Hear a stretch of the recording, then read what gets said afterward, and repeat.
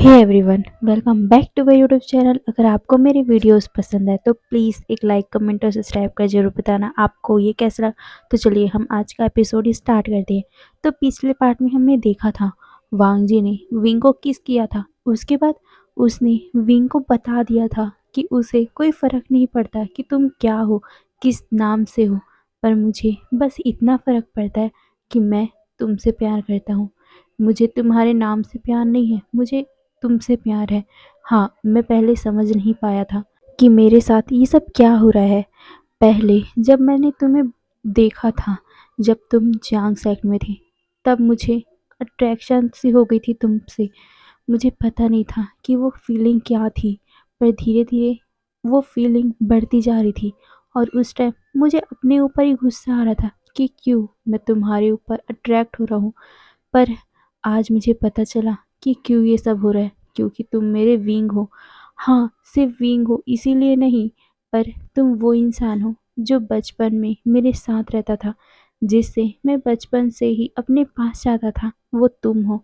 इस बात से मुझे तुम पे अट्रैक्शन है और ये सिर्फ अट्रैक्शन नहीं है, ये मेरा प्यार है।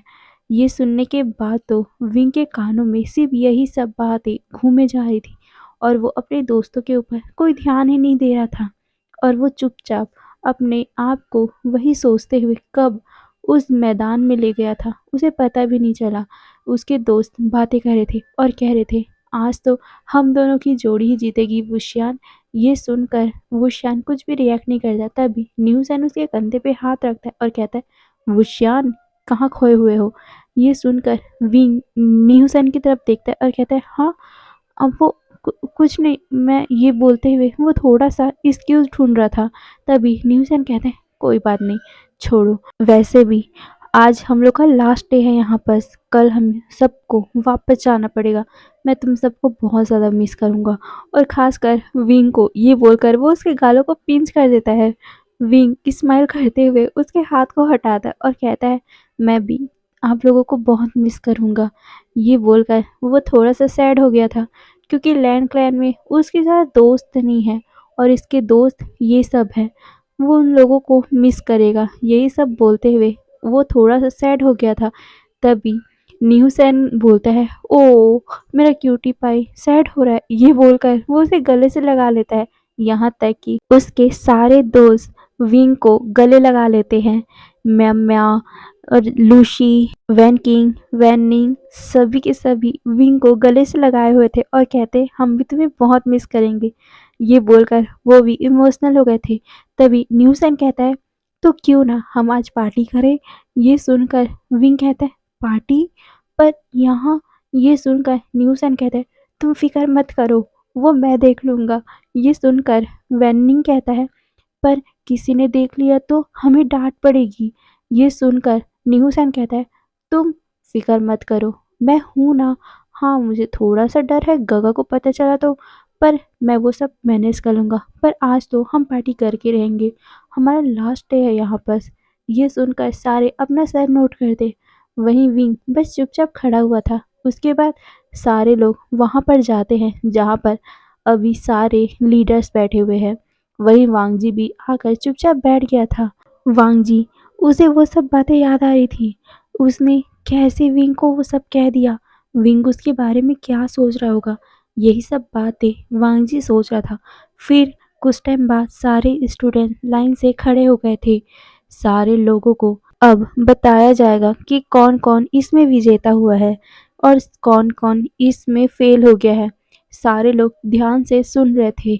विंग और न्यू सैन फर्स्ट पोजीशन में आते हैं, वहीं वैन किंग और जिन म्याम म्याम वो दोनों सेकंड पोजीशन में। ऐसे ही करते करते बहुत लोगों को वो सब बताते हैं। विंग बहुत ज़्यादा खुश हो गया था, वही न्यू सैन भी। वो विंग को साइड हक करते हुए बोलता है वो श्यान, तुम्हारे कारण देखो हम फर्स्ट पोजीशन में आ गए। ये सुनकर विंग नर्वसली स्माइल करता है, पर उसकी नज़र जैसे ही वांगजी पर पड़ती है वो जल्दी से न्यूसन से अपने आप को दूर कर लेता है और वो कहता है ये बोलकर वो फिर नर्वसली स्माइल करता है। उसके बाद उन लोगों को तोहफे दिए जाते हैं। वो जीते हैं तो उन्हें कुछ प्राइज़ मिलता है। उसके बाद सारे खाना खाने के लिए वहाँ पर चले गए थे क्योंकि अब रात हो चुकी थी। तो सब खाना-वाना खाकर अपने रूम की तरफ जा रहे थे, पर तभी न्यूसेन विंग का हाथ पकड़ लेता है और वो विंग को खींचते हुए कहीं लेके जाता है। विंग कन्फ्यूज़ हो गया था कि अभी कहाँ लेके जा रहा है। न्यूसेन विंग को कहता है, "हम पार्टी करने वाले हैं, तुम भूल गए थे क्या?" ये सुनकर विंग कहता है, "पर न्यूसेन, रात हो चुकी है, कोई देख लेगा तो क्या सोचेगा? और मुझे तुम ले जा कहाँ रहे हो?" ये सुनकर न्यूसेन कहता है, "तुम बस चुपचाप चलो मेरे साथ, और वैसे भी हम जहाँ जा रहे हैं वहाँ पर कोई हमें नहीं देखेगा।" ये सुनकर विंग थोड़ा कंफ्यूज था। वो कहता है, "वैसे वैन किंग और बाकी सब कहाँ हैं?" ये सुन न्यूसेन कहता है, "वो तो कब का पहुँच चुके हैं, बस तुम ही नहीं आए थे। तुम तो अपने ही धुन में चले जा रहे थे, हम तुम्हें कितना आवाज़ लगा रहे थे।" ये सुनकर विंग थोड़ा सा नर्वस हो गया था। वो कहता है, "न्यूसेन, आज मुझे अच्छा फील नहीं हो रहा है, प्लीज़ मुझे जाने दो ना, मुझे नींद आ रही है।" ये सुनकर न्यूसेन रुकता है और वो विंग की तरफ देखते हुए कहता है, "हम्म, तुम्हें मैंने कब से बोला था कि आज हमारी लास्ट डेट है यहाँ, तो हमें पार्टी करनी है, और तुम हमारे ग्रुप के सबसे छोटे सदस्य हो, तो मैं बिल्कुल भी तुम्हें आज तो सोने नहीं दूंगा। आज हम पार्टी कर रहे हैं वुशियान, आज के बाद फिर हम कब मिलेंगे पता भी नहीं है।" ये सुनकर विंग थोड़ा सा सैड हो गया था। वो कहता है, "पर न्यूसेन, अगर किसी ने देख लिया?" ये सुनकर न्यूसेन कहता है, "कोई नहीं देखेगा, अब तुम चुपचाप चलो। वैसे भी अगर तुम ऐसी बात करते रहोगे ना, तो मुझे पक्का यकीन है कोई ना कोई देख लेगा।" ये बोलकर वो विंग को खींचते हुए कहीं लेके जा रहा था। विंग इधर-उधर देख रहा था। वो देखता है कि न्यूसेन उसे खींचते हुए अल्फा के क्वार्टर की तरफ लेके जा रहा है। विंग कंफ्यूज हो गया था। वो कहता है, "न्यूसेन, तुम मुझे अल्फा के क्वार्टर की तरफ क्यों लेके जा रहे हो?" ये सुनकर न्यूसेन कहता है, "विंग, चुप रहो।" ये बोलकर वो फिर से विंग को छुपते-छुपाते हुए कहीं लेके जाता है। विंग डर रहा था। वो बस इधर-उधर देख रहा था। न्यूसेन उसे अल्फा के क्वार्टर पे तो नहीं लेके जाता, पर हाँ, उसके बीचों-बीच में जो एक क्वार्टर था, जहाँ पर वैन किंग रहती थी, या बोलूँ तो वैन किंग और वैन निंग दोनों रहते थे, वहाँ लेके जाता है। विंग कन्फ्यूज़ हो गया था कि क्या ये दोनों एक साथ रहते थे? ये सुनकर न्यूसेन कहता है, "हाँ, वो दोनों भाई-बहन हैं, तो वो रह सकते हैं। अब तुम चलो जल्दी।" ये बोलते हुए वो खींचते हुए विंग को अंदर लेके जाता है, पर ये सब कोई था जो देख रहा था। और तो और उसकी मुट्ठी कस गई थी। उसकी हाथों की मुट्ठी इतनी टाइट हो गई थी कि उसके नाखून उसके हथेली पे गड़ चुके थे। वो उसकी आंखें गुस्से में रेड हो चुकी थी। वो और कोई नहीं, हमारा वांगजी था। वांगजी, असल में उसे नींद नहीं आ रही थी। सुबह मतलब सुबह नहीं, दोपहर में उसने जो भी कुछ किया, इस कारण उसे थोड़ा सा गिल्ट महसूस हो रहा था, और वो बाहर में खड़ा हुआ था कि तभी उसे कुछ आवाज़ें आती है और वो उस तरफ जाके देखता है। तभी उसने देखा था कि विंग को न्यूसेन खींचते हुए कहीं रूम में लेके जा रहा है, किसी रूम में लेके जा रहा है। ये देखकर वांगजी की मुट्ठी कस गई थी और वो गुस्से में उस तरफ आने लग गया था। वो गेट के सामने खड़ा हो गया था, तभी उसे अंदर से बहुत सारी आवाज़ें आने लग गई थी। किसी के हँसने की, किसी के बोलने की, तो कहीं कुछ और आवाज़ें। तभी उसे विंग की आवाज़ आती है, "बस भी करो, इतना सा शोर मत करो, कोई सुन लेगा।" ये सुनकर तो वांगजी के गुस्से की पारा चढ़ रहा था। वहाँ पर चल क्या रहा है? तभी विंग हँसते हुए कहता है, "अरे ऐसा मत करो प्लीज़ ना, मुझे दर्द हो रहा है।" ये सुनकर तो वांगजी की मुट्ठी फिर कस गई थी और वो जल्दी से उस दरवाजे को धक्का मार के खोल देता है। सारे लोग जितने भी अंदर में थे, वो शॉक, वो गेट की तरफ देख रहे थे। वहीं वांगजी वांगजी तो गुस्से में उन सभी की तरफ देख रहा था, और खासकर विंग की तरफ। वहीं विंग जैसे ही वांगजी को देखता है, वो सदमे में आ गया था। उसे ऐसा लग रहा था कि मानो अभी उसे हार्ट अटैक आ जाएगा। वहीं वांगजी जैसे विंग की तरफ देखा था, वो तो अपने आप को संभाल नहीं पाया और वो गुस्से में विंग की तरफ चलते हुए आता है और नीहू सैन को उसके नेक से पकड़कर उससे फेंक देता है। नीहू सैन बहुत ज़्यादा दूर में जाकर गिरा था। नीहू सैन की बैक में इतनी ज़ोर से लगी थी, नीहू सैन की दर्द भरी आवाज़ निकल गई थी। वहीं विंग शॉक होकर, मतलब उसका कोई रिएक्शन ही नहीं था, वो इतना ज़्यादा शॉक हो गया था। वहीं बाकी लोग जब वांग जी का ऐसा रिएक्शन देखते हैं, वो शॉक होकर खड़े हो गए थे। तो चलो कुछ टाइम पहले का देखते हैं। जब नीहू सैन और विंग अंदर आए थे, तब क्या हो रहा था। नीहू सैन, विंग, सारे लोग अंदर में बैठे हुए थे। सारे लोग बातें कर रहे थे और कह रहे थे, वाह, हम तो इमेजिन भी नहीं कर सकते, हम यहाँ छुपते छुपाते पार्टी कर रहे हैं, कोई इमेजिन भी नहीं कर सकता। ये बोलकर वो हंस रहे थे। तभी मैनमैन बोलती है, नीहू सैन, मैं तो बिल्कुल भी इमेजिन नहीं कर सकती कि तुम हमारे ही घर में आकर ऐसे रूल को तोड़ रहे हो। हम सारे ओमेगा यहाँ फंस है, कितना ज़्यादा फन है। बाबा तो मुझे कभी भी अल्फाओं के साथ इतना करीब होकर बैठने नहीं देते, और आज देखो मैं उनके साथ बैठकर शराब पी रही हूँ। ये बोलकर वो हंसने लग गई थी। तभी विंग कहता है, तुम लोग इतना हंस क्यों रहे हो, बातें क्यों कर रहे हो, कोई सुन लेगा। ये देखकर न्यूज़ एंड विंग की तरफ देखता है और कहता है, तुम इतने सीरियस क्यों हो, तुम थोड़ा फन करो वुशियान। ये बोलकर वो उसे देखता है, पर विंग कहता है, क्या फन, मुझे डर लग रहा है, अगर किसी ने देख लिया तो हमें पनिशमेंट मिल जाएगी। ये सुनकर मैन कहती है, कोई पनिशमेंट नहीं मिलेगी, और ऐसा हुआ तो मैं बाबा को समझा दूंगी। ये बोलकर वो एक वाइन के बॉटल को पकड़ लेती और उसे पीने लग गई थी। विंग उन सभी को देख रहा था, सारे लोग मस्ती कर रहे थे। तभी न्यूज़ एंड विंग को देखता है और कहता है, वो शान, तुम इस तरह से चुपचाप क्यों बैठे हो, थोड़ा स्माइल तो लाओ। ये बोलकर वो विंग की तरफ देखता है, पर विंग हंस ही नहीं रहा था, जिसे देखकर न्यूज़ एंड को कोई आइडिया आता है और वो विंग को गुदगुदाने लग गया था। इसी कारण विंग ने कहा था कि ऐसा मत करो प्लीज़, मुझे दर्द हो रहा है। ये बोलकर वो हंस रहा था, और इसी टाइम वांग जी ने गेट खोला था। यही सिचुएशन था। वांग जी ने देखा था कि न्यू सैन विंग के ऊपर है, उसे गुदगुदा रहा है, तो विंग लेट गया था और न्यू सैन उसके ऊपर आकर उसे गुदगुदा रहा था। ये सब देखकर वांग जी को बहुत गुस्सा आया था, और उसने न्यू सैन के नेक को पकड़ा और इतनी जोर से फेंका कि न्यू सैन पीछे जाके गिरा था। वहीं विंग शॉक में था, वो कुछ रिएक्ट ही नहीं कर पा रहा था। सारे लोग खड़े हो गए थे। वांग जी विंग को देखता है गुस्से में, और वो उसके हाथ को पकड़कर किसी को बिना देखे या बिना कुछ बोले विंग को लेकर वहां से जाने लग गया था कि तभी वैन किंग उन लोगों के बीच में आ जाती है और वो कहती है, राजकुमार लैन, आप जो सोच रहे वो सब, ये बोलते हुए वो आगे कुछ बोल पाती कि वांग जी ने अपना हाथ को उसके सामने रख दिया था, और वो कहता है, मुझे किसी की सफाई नहीं सुननी है, और जिसकी सुननी है वो मुझे बाद में बता देगा। ये बोलकर वो विंग को खींचते हुए वहां से चला गया था। वहीं बाकी लोग, सारे लोग शांत होकर खड़े हुए थे। उन्हें समझ नहीं आ रहा था कि वो करे तो क्या करे, क्योंकि वो वांग जी के सामने कुछ बोल भी नहीं सकते, क्योंकि वांग जी के बारे में सब जानते हैं। वो एक होने वाला क्लैन लीडर है, तो उसके सामने कौन बोल सकता है। और साथ में वांग जी एक बहुत बड़ा ड्रैगन है, उसकी ड्रैगन पावर बहुत ज़्यादा है। वांग जी का गुस्सा सब जानते हैं, इसीलिए किसी की भी हिम्मत नहीं थी वांग जी को कुछ बोलने की। सारे लोग बस चुपचाप वांग जी को जाते हुए देख रहे थे। वहीं विंग, वो पहले वांग जी को देखता, फिर अपने हाथ को, क्योंकि वांग जी ने बहुत ज़्यादा टाइटली उसके हाथ को पकड़ा हुआ था। वहीं नीहू सैन भी अपने कमर को पकड़कर सामने की तरफ देख रहा था। वो बहुत ज़्यादा दर्द में था। उसको वांग जी ने इतनी जोर से फेंका था, उसके बैक में लग गई थी। जब उन लोगों ने, मतलब कि वैन किंग, वैन निंग, मैम म्या और लूशी ने नोटिस किया था नीहू सैन को, वो भागकर उसके पास गए थे।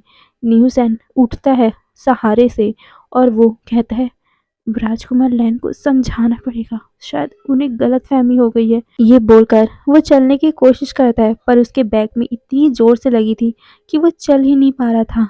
वो उन लोगों से कहता है कि तुम लोग तो जाओ, राजकुमार लैन को समझाओ, ऐसा कुछ भी नहीं है, शायद उन्हें गलतफहमी हुई होगी। पर कोई भी उस टाइम कुछ कर ही नहीं पा रहा था। वहीं दूसरी तरफ वांग जी विंग को खींचते हुए अपने रूम की तरफ लेके जाता है, और गुस्से में ही अपने रूम का गेट खोलता है, और फिर उसे अंदर ले जाकर उसे डायरेक्टली बेड पर फेंक देता है।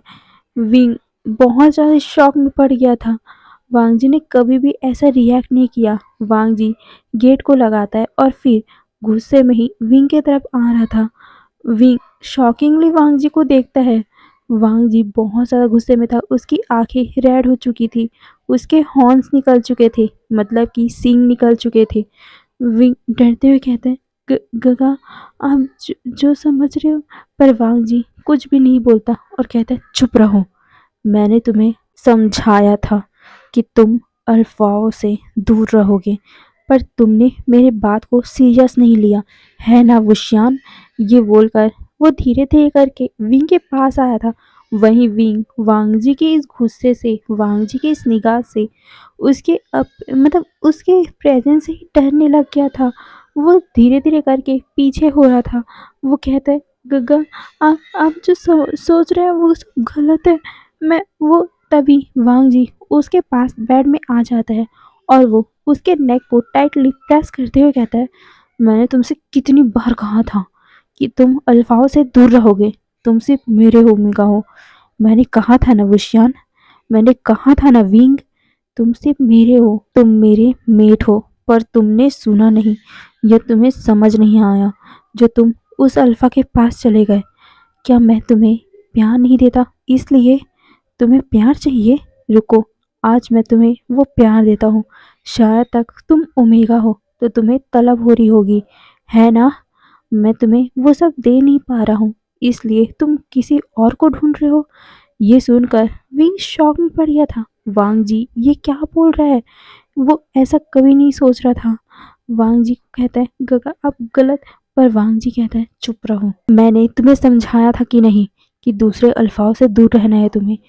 मैंने तुम्हें पहले ही समझाया था कि मेरा ड्रैगन पॉजेसिव है, मेरा अल्फा प्रोजेसिव है, पर तुमने सुना नहीं।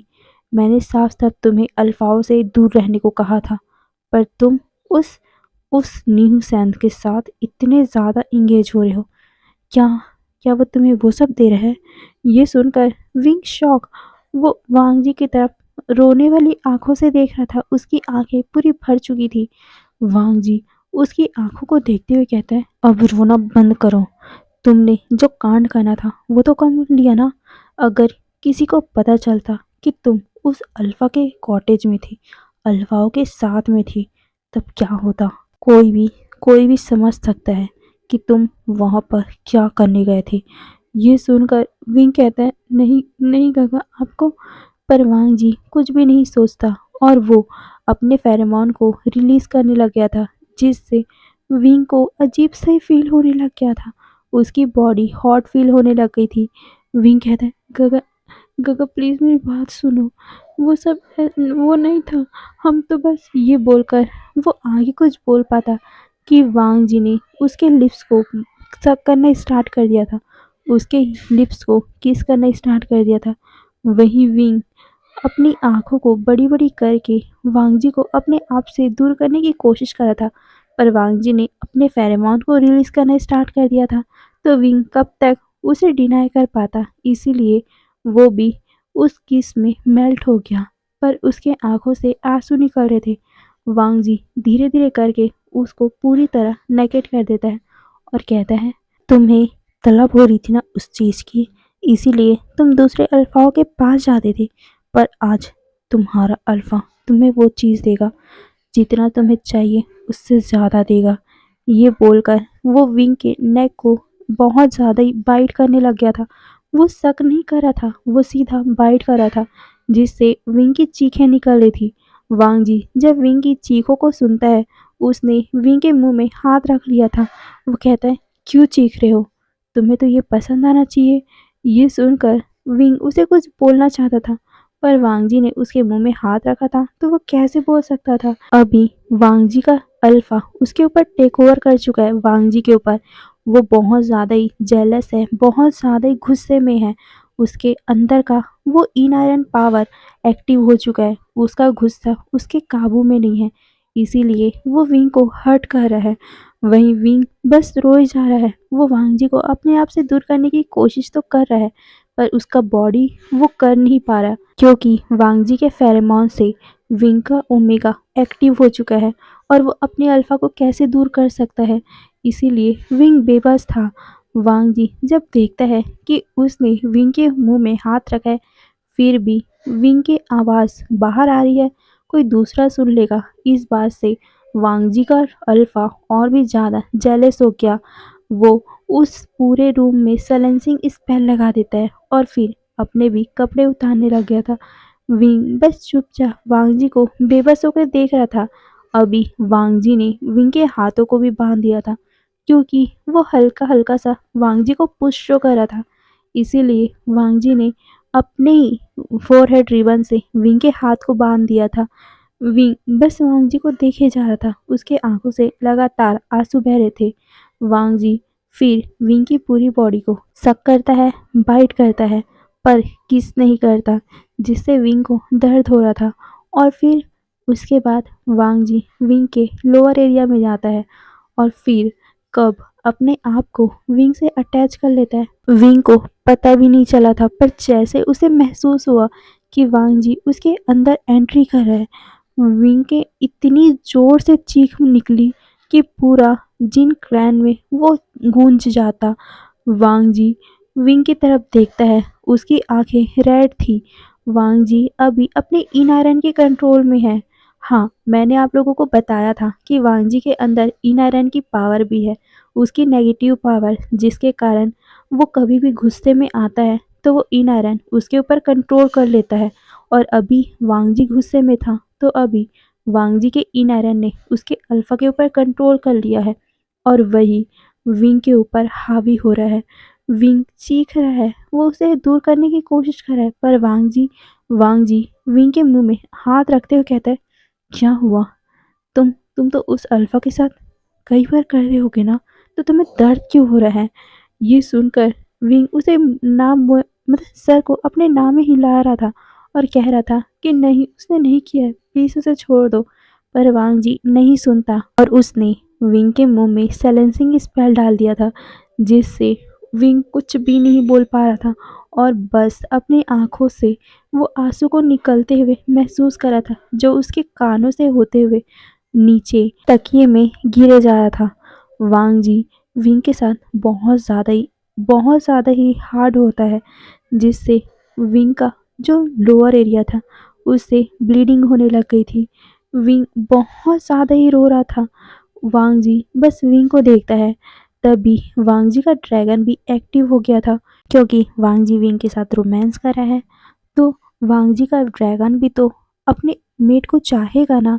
इसीलिए वो भी एक्टिव हो गया था, वो भी जेलस फील कर रहा था अपने ही अल्फा से। और वहीं इन आयरन यही सब तो देखता है, किसको गुस्सा आ रहा है, कौन जेलस से हो रहा है और किसको कौन सा इमोशन ज़्यादा फील हो रहा है। जो नेगेटिव फील करता है, जिसको नेगेटिव भाव अपने अंदर ज़्यादा महसूस होती है, इन आयरन उसके ऊपर कंट्रोल कर लेता है। वैसे ही वांग जी अभी जेलस था, वांग जी को गुस्सा आ रहा था, इसीलिए उसके इन आयरन ने उसके ऊपर कंट्रोल कर लिया। और जैसे ही उसके ड्रैगन ने उसके ऊपर कंट्रोल लिया, विंग की हालत और भी ज़्यादा बिगड़ने लग गई थी, क्योंकि वांग जी का ड्रैगन अपने मेट को चाहने के लिए विंग के बॉडी को बाइट करने लग गया था, उसके साथ और भी हार्ड होने लग गया था। पर वांग जी के ड्रैगन को विंग का फॉक्स मिल नहीं रहा था, इसीलिए वो और भी ज़्यादा वाइल्ड हो रहा था, जिससे विंग बेहोश हो चुका था। पर हमारा ड्रैगन रुकता नहीं है और उसने विंग के दोनों थाइस को पकड़कर अपने कमर में अच्छे से सिक्योर कर लिया था और वो बहुत ज़्यादा ही हार्ड हो रहा था। और फिर उसके नेक को बाइट करने लगा, वहाँ पर सक करने लगा जहाँ पर विंग के ओमेगा को बाइट किया जाता है। वांग जी के ड्रैगन ने वहाँ पर मेट बाइट कर दिया था, जिससे विंग की चीख निकल गई थी। वो बेहोश था, फिर भी उसकी चीख निकली थी।